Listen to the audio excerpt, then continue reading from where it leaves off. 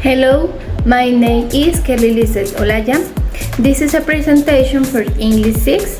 This presentation is about football. Association football, also known as soccer, is a team sport played between two teams of 11 players each, and a referee ensures that the rules are followed correctly. Played on a rectangular grass field with a goal on each side, the team rolls a ball across the field with any parts of the body other than the arms or hands, mostly with the feet, hence its name.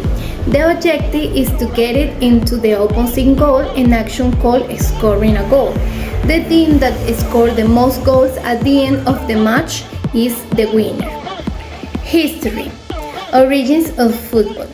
Several ball games existed since the 3rd century BC. Some were played with feet and bore similarities to the football we know today. However, football has a structured game with the main premises we know today originate in the Middle Age in the British Isles. At this time, the game was characterized much more by aggressiveness than by its organization.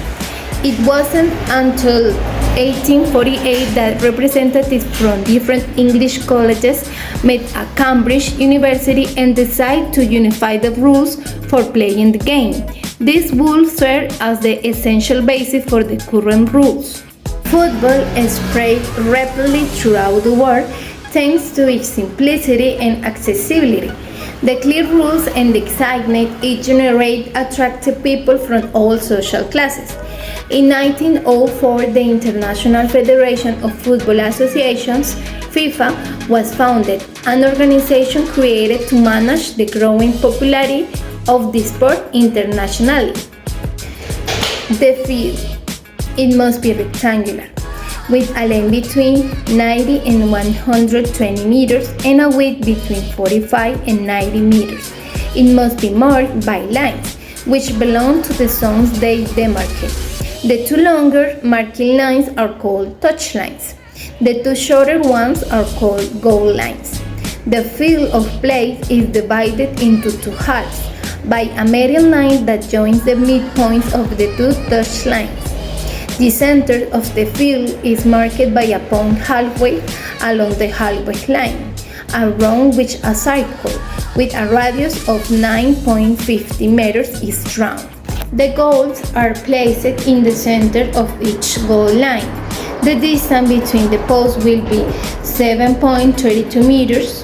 The ball must be completely round with a circumference between 68 and 70 centimeters and a weight between 410 and 450 grams. Rules. 1. Players may kick, head or pass the ball. Players may not touch the ball with their hands, except for the goalkeeper inside the goal area. 2.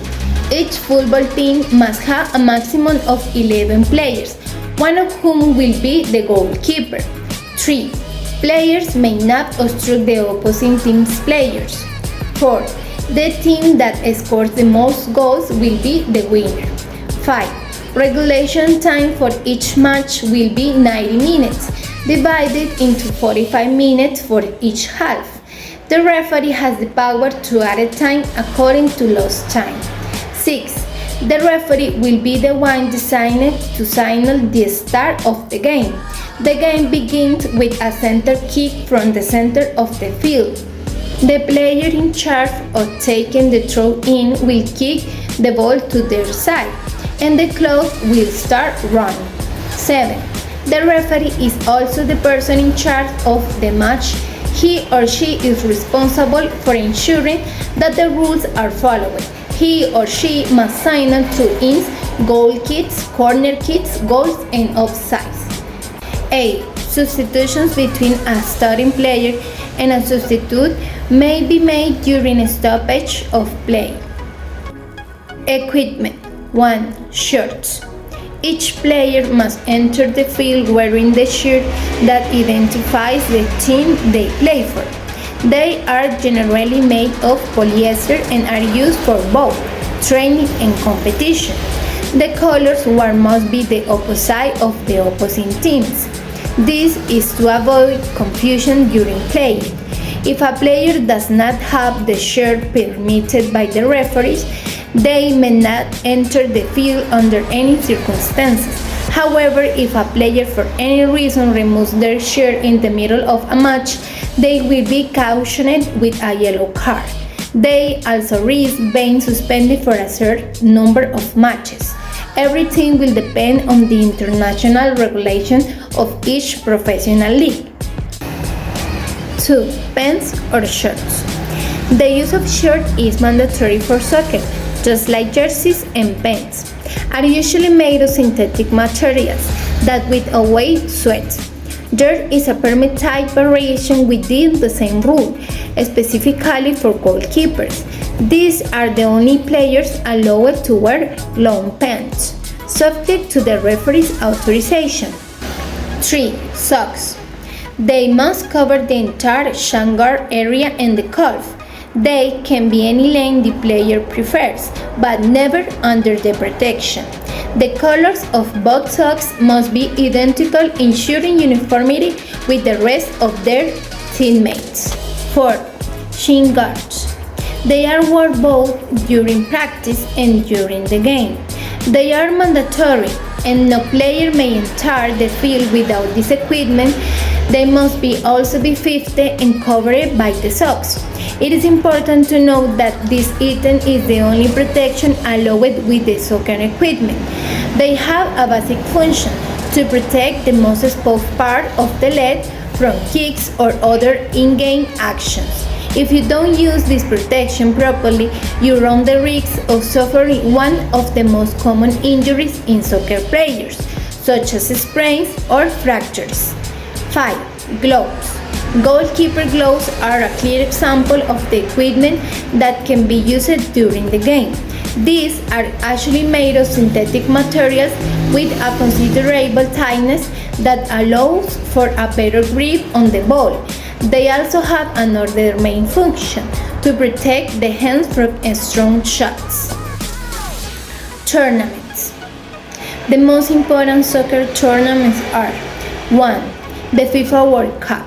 This is the most important international men's soccer competition, held every 4 years since 1930. The World Cup final is the most important match in soccer. The International Federation of Association Football organized the World Cup. 2. UEFA Champions League. This is one of the most important club competitions in Europe, along with the Champions League. The Europe League and the Conference League are also contests. 3. Libertadores Cup, another of the major events in the world of football. This is one of the most prestigious tournaments in South American football and has been held since 1916. In conclusion, whether you play or watch it, soccer has something for everyone. It's a fun, exciting sport that connects people all over the world.